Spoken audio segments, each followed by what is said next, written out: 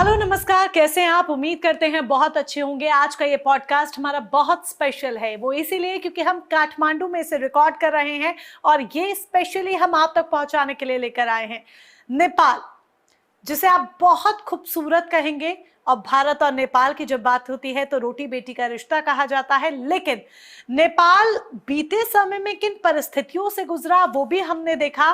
और आगे आने वाले समय में भी शायद नेपाल में एक बार फिर से चिंगारी उठ सकती है। क्यों ये कहा जा रहा है? ऐसा इसीलिए कहा जा रहा है क्योंकि वो जेनजी रिवॉल्ट, वो जेनजी आंदोलन जो नेपाल को बदलने की चाहत में बीते दिनों हुआ था, बीते महीनों हुआ था, साल 2025 में हमने इस आंदोलन को देखा था जिसने नेपाल की तस्वीर ही बदल दी थी। वो शायद एक बार फिर से हो सकता है। क्यों ये कहा जा रहा है? एक बहुत फेमस जेनजी लीडर हमारे साथ है, अर्जुन शाही जी, जिनका नेपाल में अच्छा खासा दबदबा है और आप इनको देखकर यकीनन कहेंगे कि ये तो खुद जेनजी हैं, इसीलिए ये जेनजी लीडर है। उनका स्वागत करते हैं। बहुत बहुत स्वागत है आपका। वेलकम। नमस्कार। बहुत शुक्रिया हम इनवाइट करने के लिए। बहुत खूबसूरत है नेपाल सबसे पहले तो। बट अर्जुन जी, आपकी उम्र खुद ही बहुत कम है, that's why you are a Gen Z leader. ये आंदोलन आप लोग ये कह रहे हैं कि दोबारा से शुरू हो सकता है, इसकी चिंगारी दोबारा से भड़क सकती है, ऐसा क्यों? ऐसा है, जो हमारे मांग है, जो मुद्दा है, जो नेपाल बदलने की जो चाह रखने वाले बहुत बड़े आदमी थे, जो यूथ थे, वो थोड़ा कंफ्यूजिंग में है अभी। कैसे है? तो हमारे जो चाह था, जो इंस्टीट्यूशनल रिफॉर्म था, जो करप्शन के खिलाफ बहुत जोर से लड़े, ये आदमी चाह रहे थे, लेकिन थोड़ा गड़बड़ लग रहा है। इसीलिए फिर हम जनता के जागरूकता से हम कोशिश कर रहे, इकट्ठा करने के लिए कोशिश कर रहे, थोड़ा सरकार को ट्रांसपेरेंसी बनाई जाए। हमारे जो मुद्दा मांग को आगे बढ़ाने के लिए ये गवर्नमेंट को खबरदारी करने का जो सड़क और सदन के जो कोशिश हो रहा है, उसका ही वो एक कंटिन्यूटी है। तो आपके अनुसार जो चीजें आप चाहते थे वो चीजें नहीं हुई, ट्रांसपेरेंसी आपको नहीं लग रही है, जो वादे हुए वो वादे नहीं हो रहे। बट सुशीला कार्की को तो आप ही लोगों ने चुना, तो अब सुशीला कार्की जो कि अंतरिम प्रधानमंत्री हैं, अब क्यों आप लोगों को पसंद नहीं आ रही हैं? दिक्कतें क्या आ रही हैं? क्या परेशानियां आ रही हैं? पसंद तो ये नहीं बोल सकते, क्योंकि हाँ, हमने बनाया है, लेकिन ट्रांसपेरेंसी की बात जो है वो जल्द से जल्द होना चाहिए। इसीलिए ग्राउंड लेवल से हम बहुत ज़्यादा प्रेशर कर रहे हैं कि वो करप्शन के खिलाफ बहुत जोर तोड़ से लागे, कार्रवाई करे। हाँ। जो इंस्टीट्यूशनल रिफॉर्म है वो जल्द से जल्द हो जाए। More than 50 lakh people are in out of voting system, उसको भी वोटिंग सिस्टम का अंदर वो लेने के लिए कोशिश हो जाए।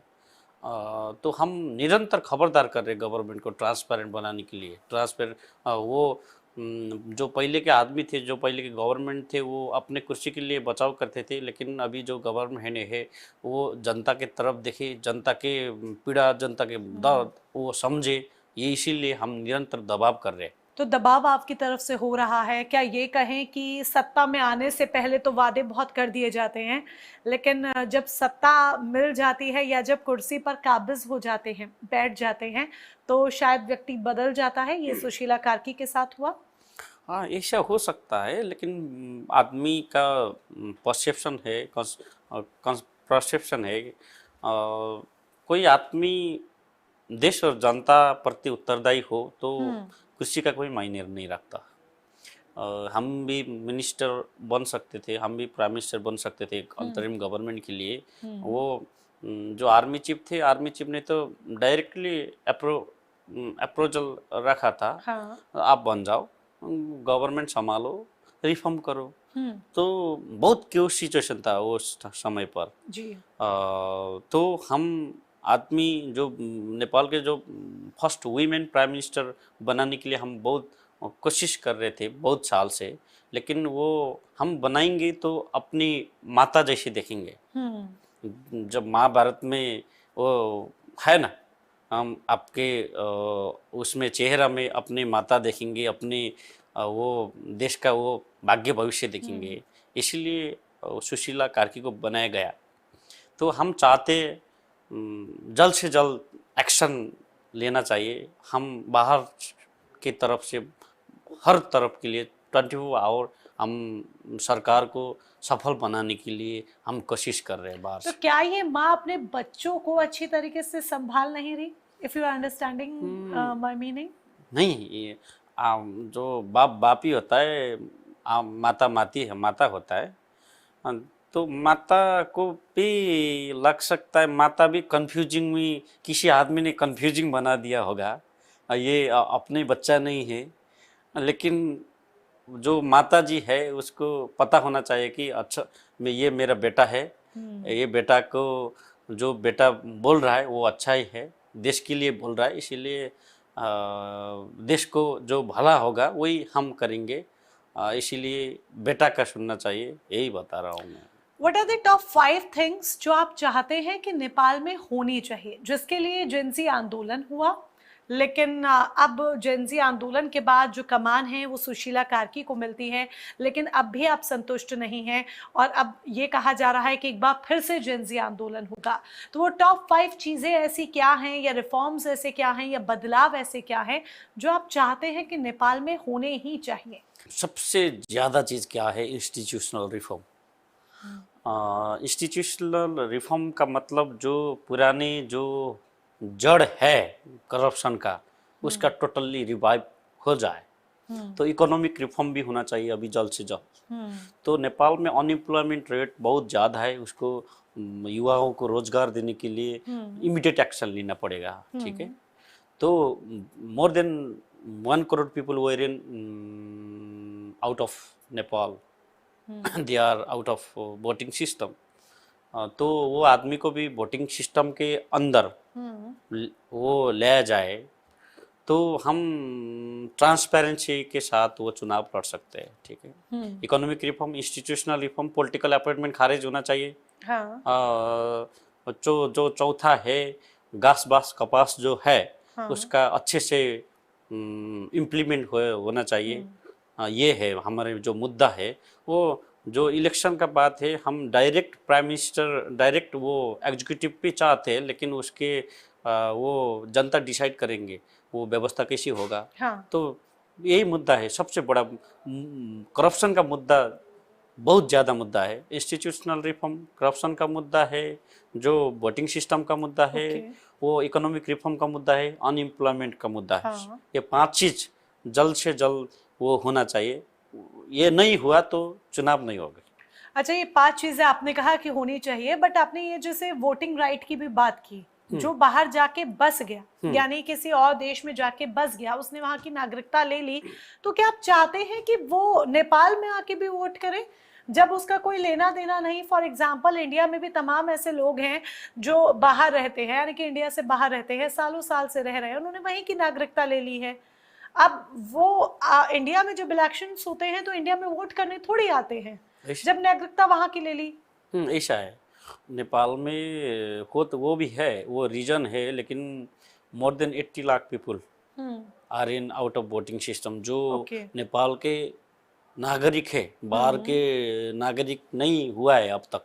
जो जैसे गल्फ में है, बहुत सारे लोग काम करने जा रहे हैं। हाँ। वो दूसरा मिडिल ईस्ट पे है, और तीसरा उधर यूएस अमेरिका, वो ऐसा देश में जाते हैं, वो उधर के नागरिकता नहीं लेते, उधर के सिटीजन नहीं होते, कितना साल तक ही हो सकता है।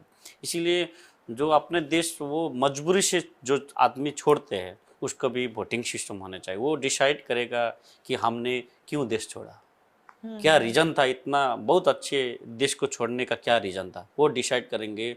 वो उसका इमोशन बोलेगा किसको वोट डालना पड़ेगा, किसने देश के लिए काम किया, किसने जनता के लिए काम किया। ये इमोशनल डिसाइड करेगा कि वो नेपाल में क्या चाहता है। उसको भी, वो भी नागरिक है ना, मजबूरी से बाहर गए, इसका मतलब तो वो नागरिक नहीं है, ये तो नहीं बोल सकते ना। इसीलिए उसको भी वोटिंग सिस्टम के अंदर लाना पड़ेगा। तो नेपाल में जो जैसे हम रिफॉर्म चाहते हैं वैसे हो सकता है। इसलिए वो आदमी वो रेमिटेंस तो भेजता है, लेकिन उसका रेमिटेंस वो एक्सेप्ट करने के लिए गवर्नमेंट रेडी है, लेकिन उसका वोटिंग सिस्टम एक्सेप्ट करने के लिए रेडी नहीं है। ये तो ड्यूल कैरेक्टर हो गया ना गवर्नमेंट का, ये होना नहीं चाहिए। हम तो ट्रांसपेरेंट की बात करते, हम तो इक्वालिटी की बात करते, ये भी अप एंड डाउन का बात है, इसीलिए हम इक्वालिटी चाहते हैं। आपने यही सारी मांगे पहले रखी, जिसकी वजह से नेपाल में हमने वो आंदोलन देखा, क्योंकि नेपाल को कभी हमने इस तरीके से नहीं देखा था जो तस्वीरें उन दिनों सामने आई जब जेंजी आंदोलन हुआ।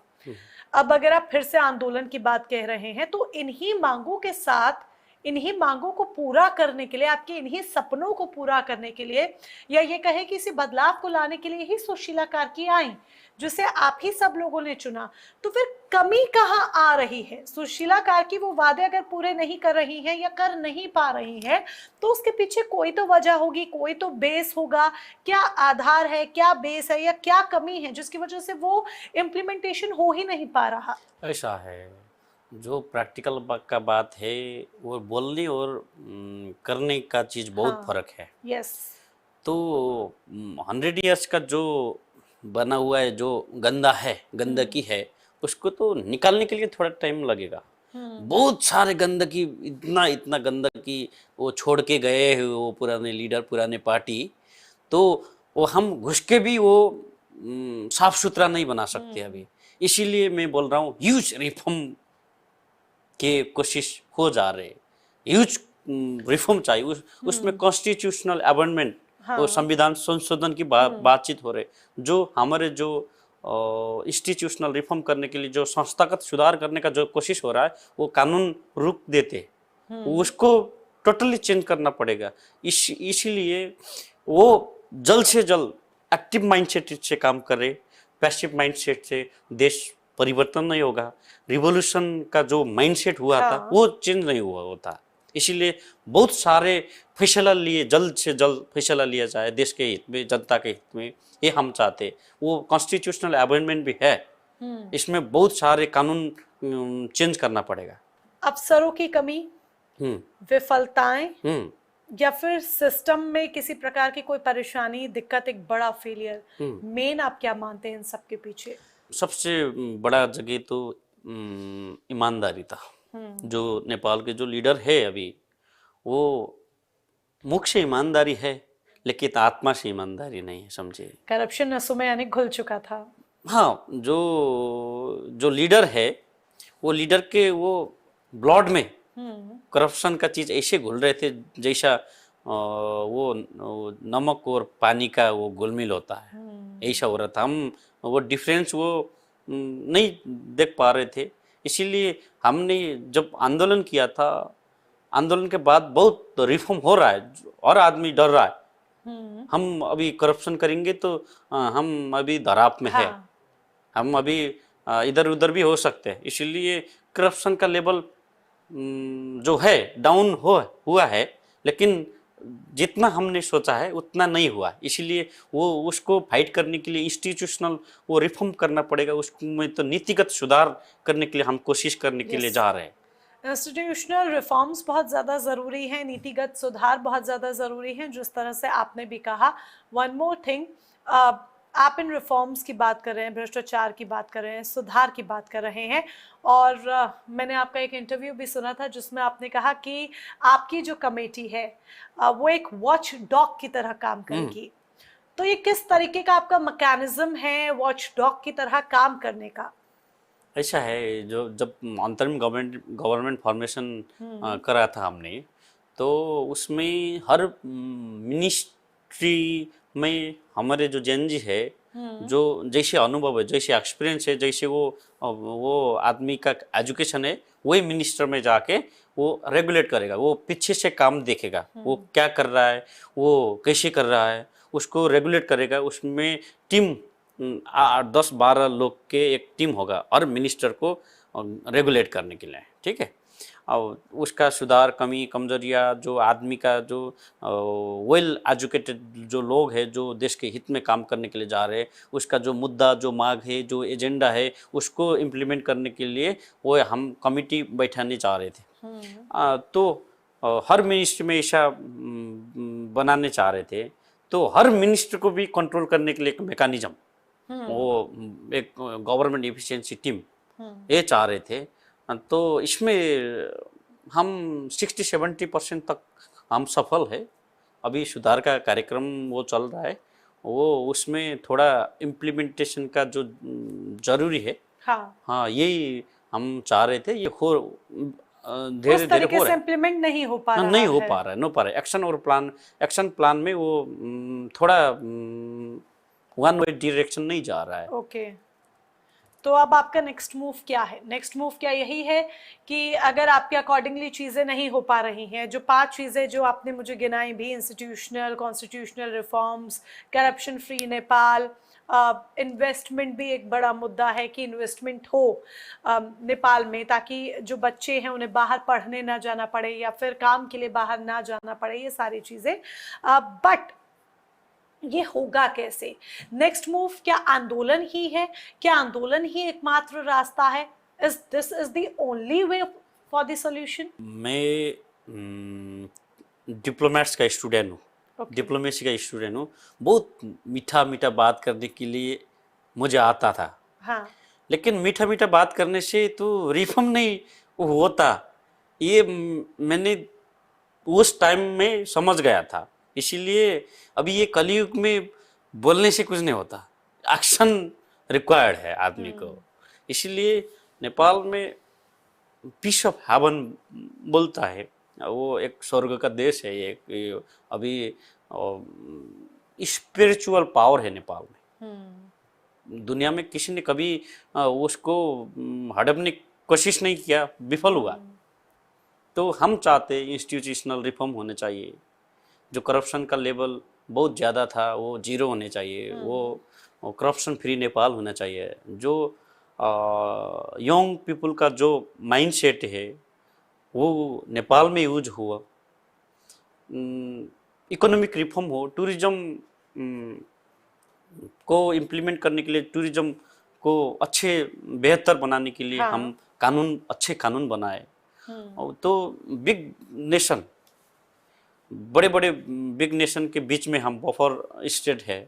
हम एज अ ब्रिज नेशन चाहते, हम किसी के साथ टकराव नहीं चाहते, हम किसी के साथ वो लड़ाई नहीं चाहते, हम फ्रेंडशिप चाहते, अच्छी फ्रेंडशिप हो।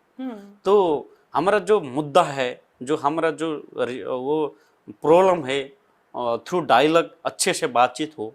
हम यही चाहते हैं नेपाल में देश और जनता को केंद्र बिंदु में रखने के लिए।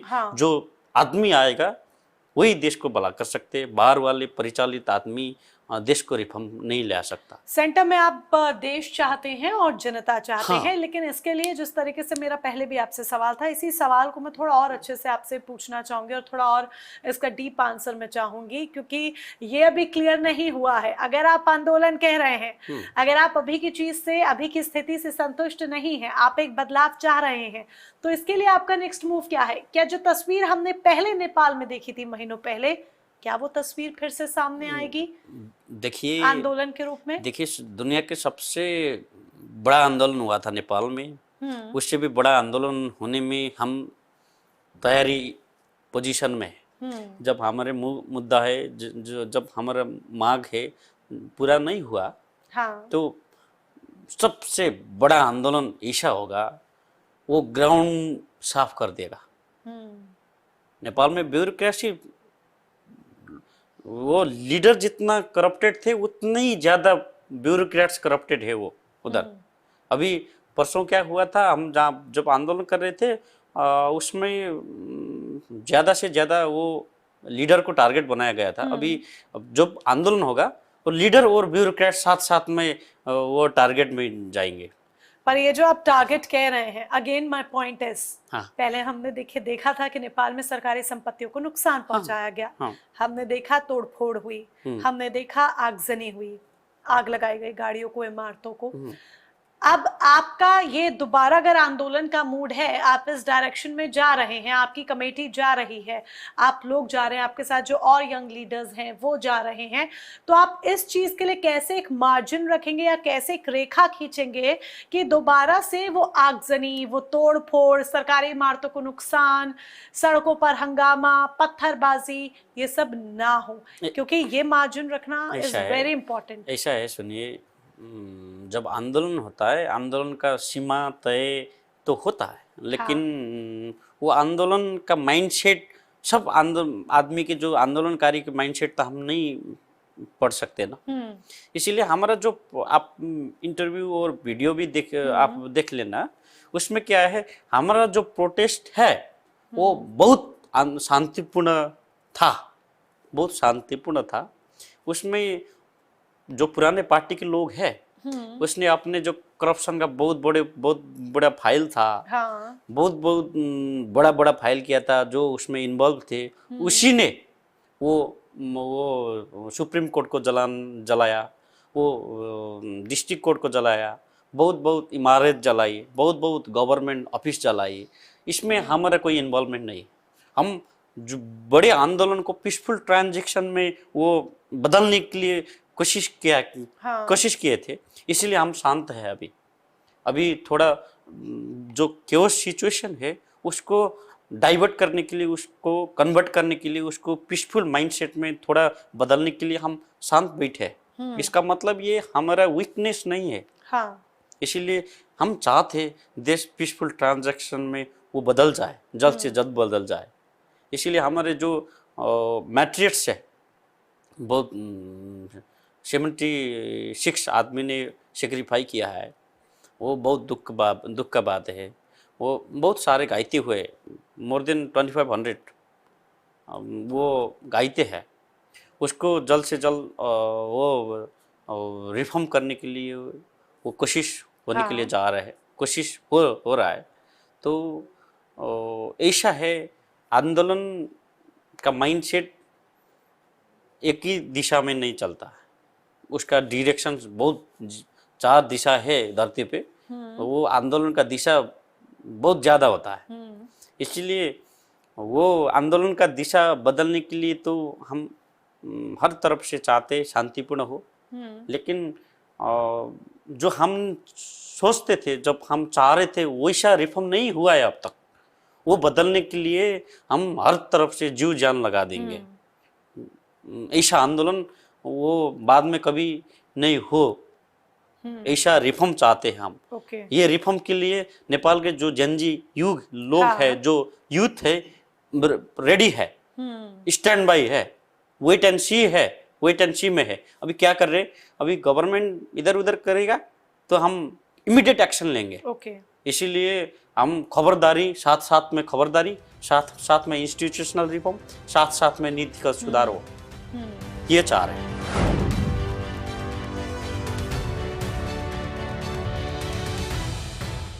आपने इन्वेस्टमेंट का भी एक मुद्दा बीच में उठाया था और उसको भी मैं थोड़ा सा और डिटेल में समझना चाहूंगी।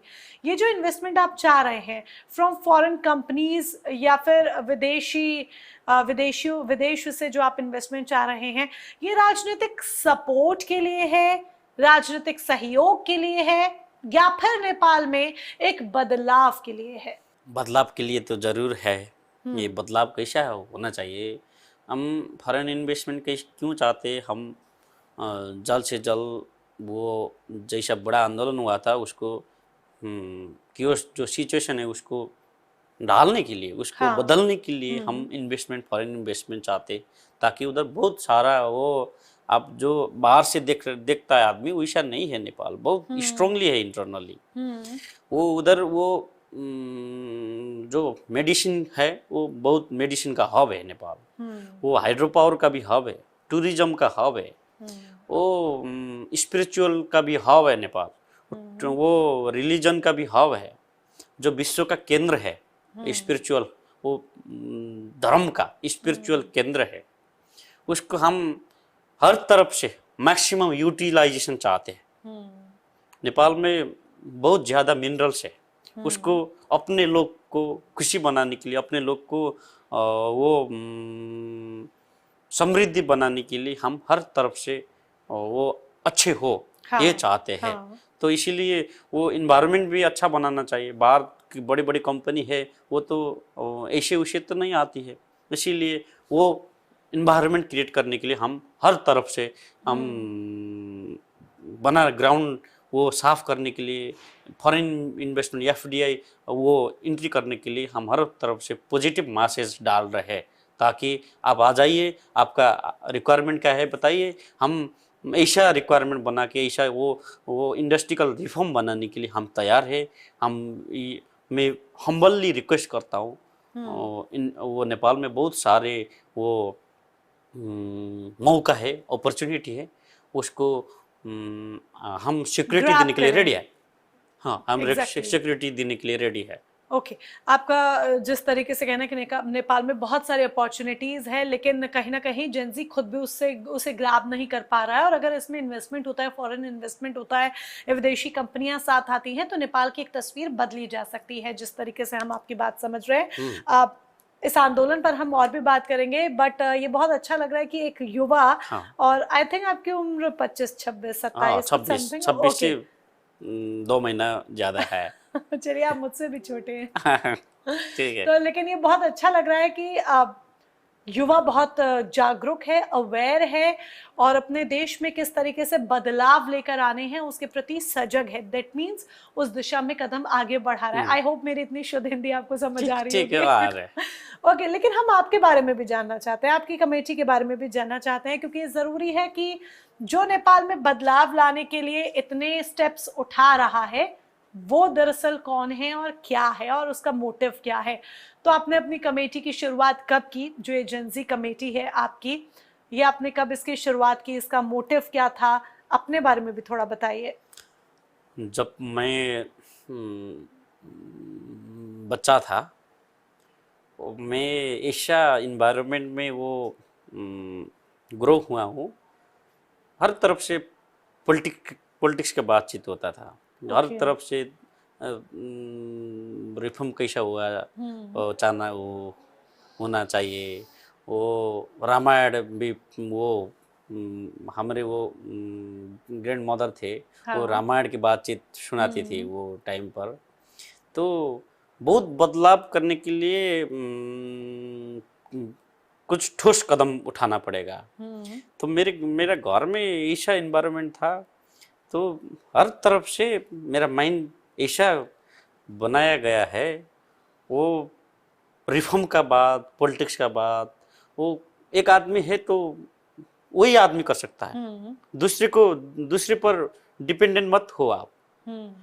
दूसरे पर डिपेंडेंट आप होंगे तो पैरासाइट हो जाएंगे, आप अपना दिमाग काम करने छोड़ देगा। ये माइंडसेट से मैं ग्रो हुआ हूँ। उसके बाद जब पढ़ता रहा था, जब पढ़ता गया बहुत ज़्यादा वो इंटरेस्ट होने लगा। वो रामायण और दूसरा वो भगवत गीता, महाभारत बहुत खोजना लगा, वेद पुराण, वो अर्थवेद सब पढ़ने लगा था। मैं साइंस का स्टूडेंट रह चुका हूँ, बीएससी किया हूँ, बैचलर पे बेसिक फिजिक्स है, मास्टर्स पे IR international relation and diplomacy है मेरा। लेकिन उसमें झुकाव अचानक गया। बहुत बड़े अन्याय और अत्याचार देख रहे थे आप नेपाल में। जो गरीब, रिच और पुअर के जो डिफरेंस है बहुत ज़्यादा था। गरीब होते जा रहे थे, धनी होते जा रहे थे। लेकिन वो जो न्याय का बात है वो नहीं हो रहा था। जो कॉन्स्टिट्यूशन में बहुत अच्छा है, लेकिन जो इम्प्लीमेंटेशन पार्ट है वो नेगेटिव है, ये सोच रहे था। तो घर में बहुत कोशिश किया जा रहा था, आप बाहर चले जाओ, ये देश में कुछ नहीं होगा। बहुत एंगल से कोशिश किया जा रहा था, आप बाहर जाओ, हाँ। अच्छे कंट्री में जाओ, अच्छे लाइफ सेटल करो, ऐसा करो वैसा करो बोल रहे थे। तो कभी कभी थोड़ा इग्नोर किया घर का। हाँ अच्छा, हाँ जाऊँगा, बाद में जाऊँगा, हाँ अभी पढ़ रहा हूँ, इसीलिए मास्टर्स ज्वाइन किया। समझिए, तो बीच में खाली होंगे तो घर से प्रेशर ज़्यादा आएगा, इसीलिए मास्टर्स ज्वाइन किया। मास्टर्स ज्वाइन किया तो थोड़ा थोड़ा हाँ मास्टर करके पीएचडी के लिए मैं बाहर जाऊंगा, कुछ टेंशन मत करो ये बोला था, लेकिन प्रेशर बहुत बहुत ज़्यादा आ गया। तो बाद में जो आने वाली पीढ़ी है, हमने अभी नहीं किया तो हमारे बहुत बड़े करप्टेड पॉलिटिशियन के समय पर आप भी थे, तो आपने क्यों बड़े रिवॉल्यूशन नहीं लिया, आपने क्यों आवाज नहीं उठाई? तो बाद में आने वाली पीढ़ी जो है वो तो पूछेंगे, मुझे क्वेश्चन तो करेंगे। एग्जैक्टली इसीलिए मैंने सोचा अभी हम बड़ा आंदोलन करके अच्छे सिस्टम बना के देश को छोड़ देंगे तो आने वाले जो पीढ़ी है वो समझेंगे हमारे जो पिताजी थे, पिताजी के जो उम्र के वो आदमी थे, उसने बहुत बड़ा रिफॉर्म करके वो देश को छोड़ के गया है, वो रिमाइंड करेंगे, वो रिमेम्बर करेंगे। इसीलिए हमने बहुत बड़ा बीड़ा उठाया। कोई मेरा व्यक्तिगत वो पर्सनल वो स्वार्थ नहीं है इसमें। हाँ आपने सोचा कि जो चीजें पहले नेपाल में नहीं हुई वो अब होनी चाहिए, और ये बहुत अच्छी बात है। किसी ना किसी को तो अपने कंधों पर जिम्मेदारी लेनी ही होगी। अगर कोई अपने कंधों पर जिम्मेदारी नहीं लेगा तो आई थिंक स्थिति जस की तस बनी रहेगी, that means as it is रहेगी। और अगर आप बदलाव लाना चाहते हैं तो किसी एक को अवेयर होकर आगे आना होगा। आपके साथ कितने युवा लीडर्स हैं जो आपके साथ हैं? कैसी आपकी कमेटी है?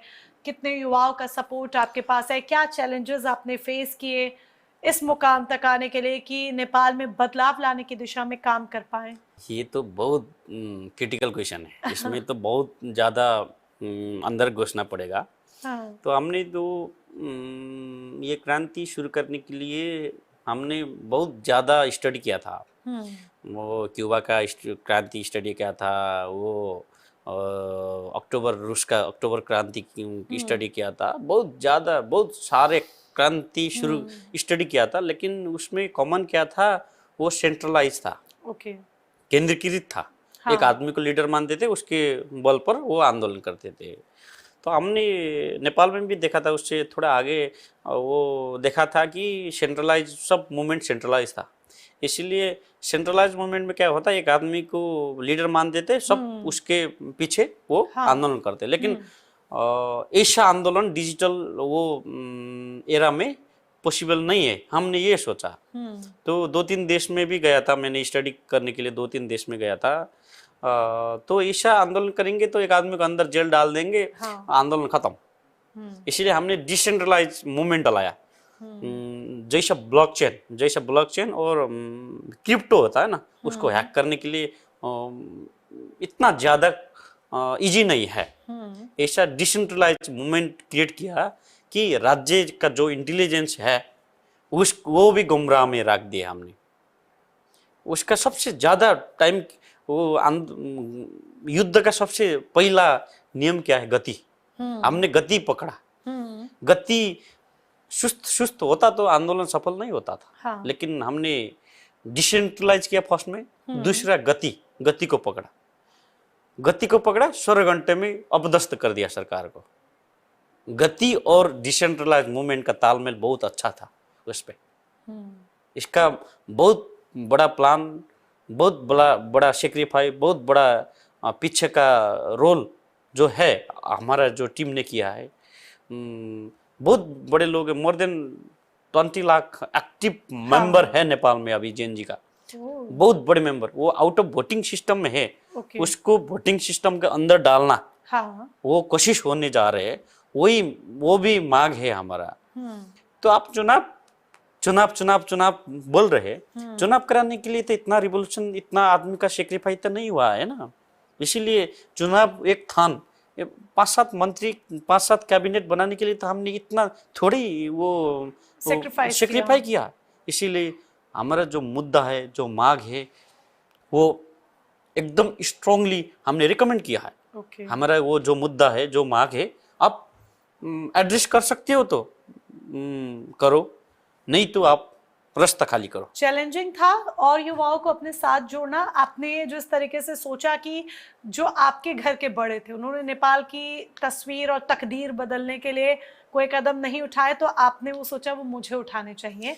बट जब इस दिशा में आपने और युवाओं को अपने साथ जोड़ा तो वो चैलेंजिंग था, उनको भी नेपाल की ओरिजिनल स्थिति, ओरिजिनल सिचुएशन के बारे में समझाना और ये समझाना कि यहाँ ये कमियां हैं, इसकी वजह से हम दिक्कत झेल रहे हैं और हमारे आगे आने वाली जो जनरेशन्स हैं वो भी झेलेंगी।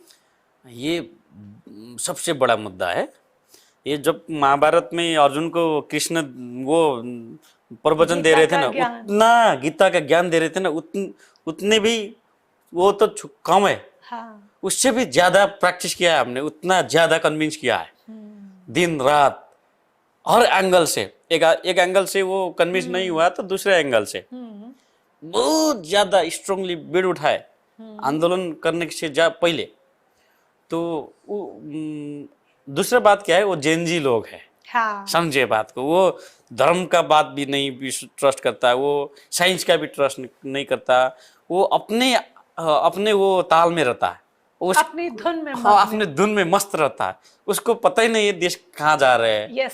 वो अपने पढ़े कहाँ जा रहे हैं, देश का भविष्य कहाँ जा रहा है, देश के सिस्टम कहाँ जा रहा है, पॉलिटिकल वो जो अनस्टेबिलिटी है कहाँ पे है, हम कहाँ है, अपने आप को हम कौन है वो फॉरगेट अबाउट दैट, वो भूलने लग गए थे।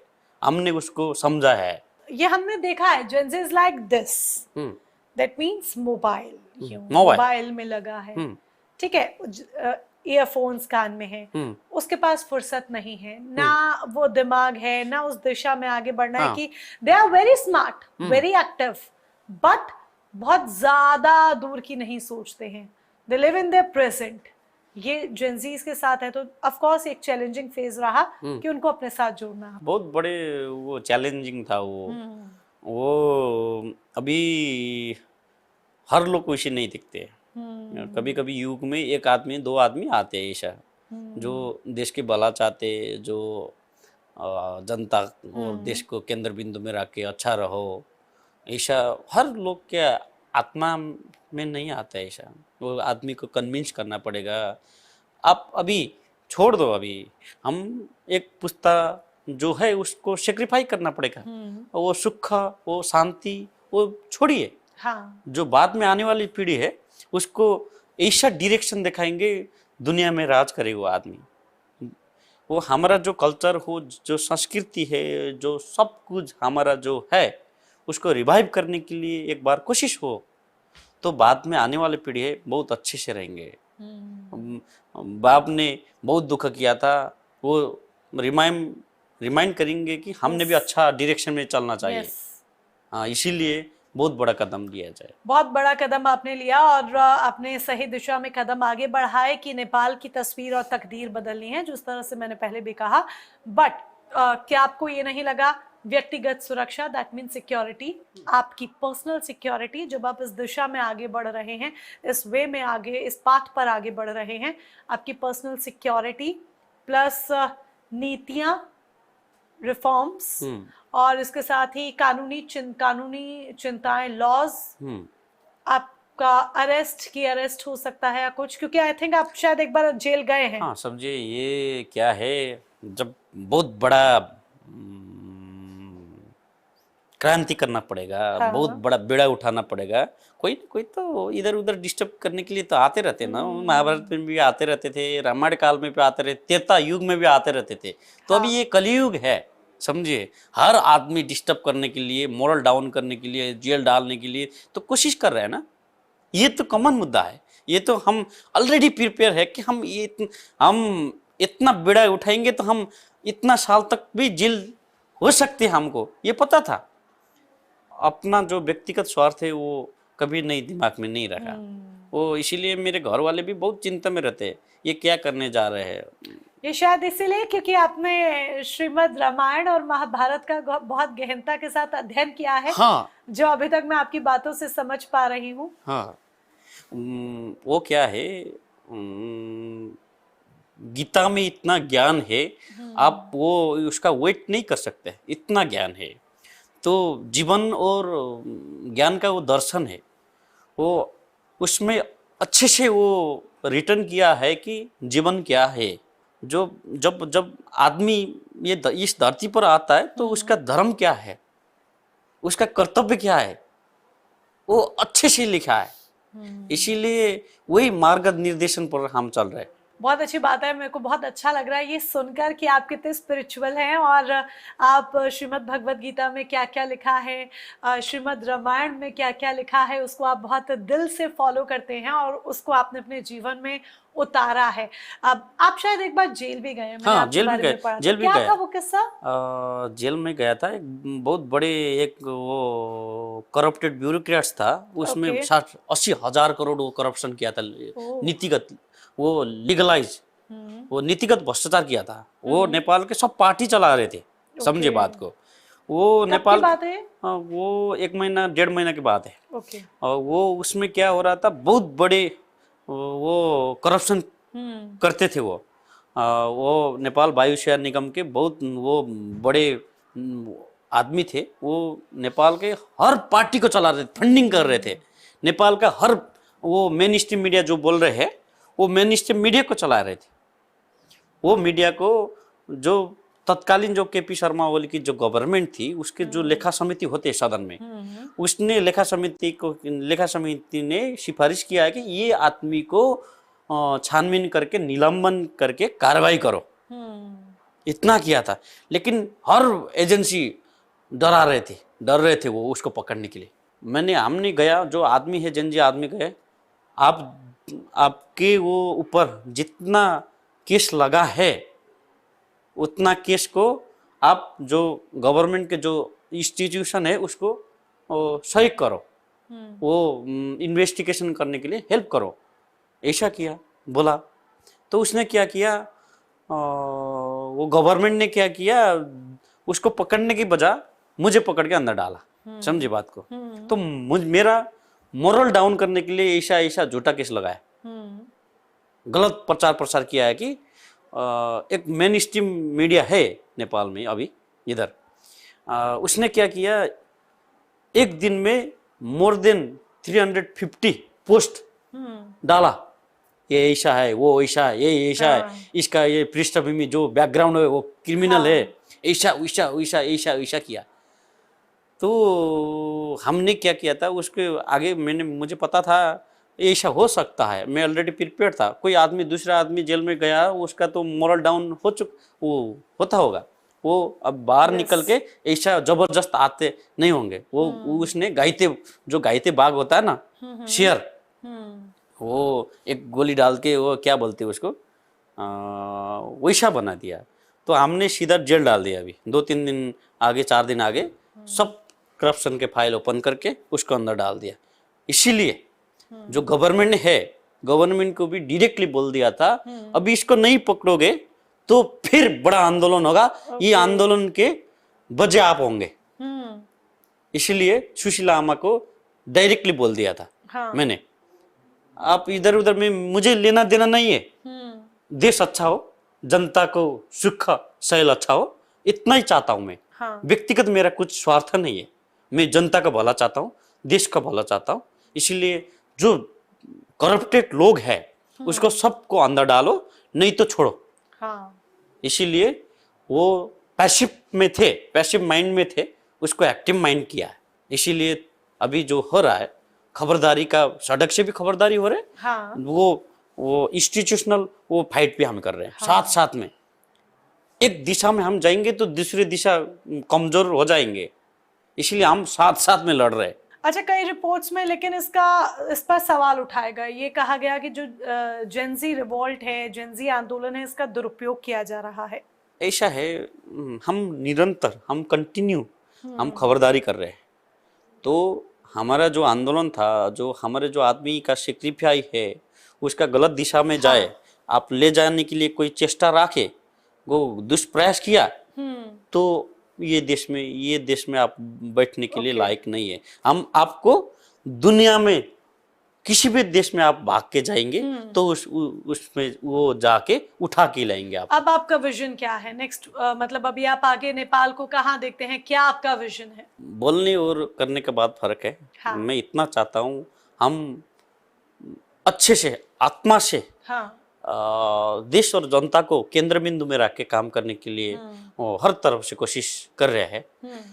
हम अभी 21 सेंचुरी में है, हम डिजिटल रिफॉर्म चाहते हैं, जी नेपाल के सुख और शांति फर्स्ट प्रायोरिटी चाहते हैं, हम इंस्टीट्यूशनल रिफॉर्म चाहते हैं, ओके बड़े बड़े हम फॉरेन इन्वेस्टमेंट चाहते हैं, हाँ। इसलिए हम ग्राउंड साफ चाहते हैं। हम एक वो बहुत बड़े समिट भी बने वो करने के लिए जा रहे हैं, इसका हाँ। प्लान हो रहा है। दुनिया के सब इन्वेस्टर आए इधर, लुभाने के लिए और हाँ लोबाने अपना के लिए इधर प्लान आ रहे बताने हैं। के वो लिए। बहुत ज्यादा कानून में संशोधन करने जा रहे हैं, ओके। वो बहुत ज्यादा संशोधन करने के लिए जा रहे हैं, क्योंकि वो जो इन्वेस्टर है उसका माइंड बहुत क्लियर है, तो उसको सेफ्टी और गारंटी का हम यस वो देंगे, भरोसा दिलाएंगे। आप इधर इन्वेस्टमेंट करो, उसका सेफ्टी का गारंटी हम देंगे, आपकी हाँ हम देंगे, okay.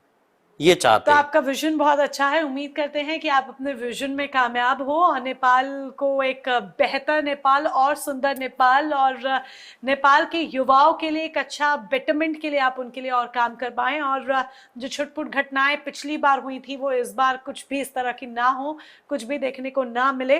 Well, thank you so much अपना टाइम देने के लिए, अपना विजन हमारे साथ शेयर करने के लिए। तो दैट वाज अर्जुन शाही, जिन्होंने बताया कि किस तरीके से नेपाल की तस्वीर और तकदीर बदलने के लिए वो काम कर रहे हैं, उनका विजन क्या है और आगे नेपाल में क्या आप नया देखेंगे। हो सकता है एक बार फिर से आपको वो आंदोलन देखने को मिले, लेकिन हाँ, इस बात का ध्यान रखा जाएगा कि कोई भी अराजक तस्वीर सामने ना आए। Thank you so much for joining us.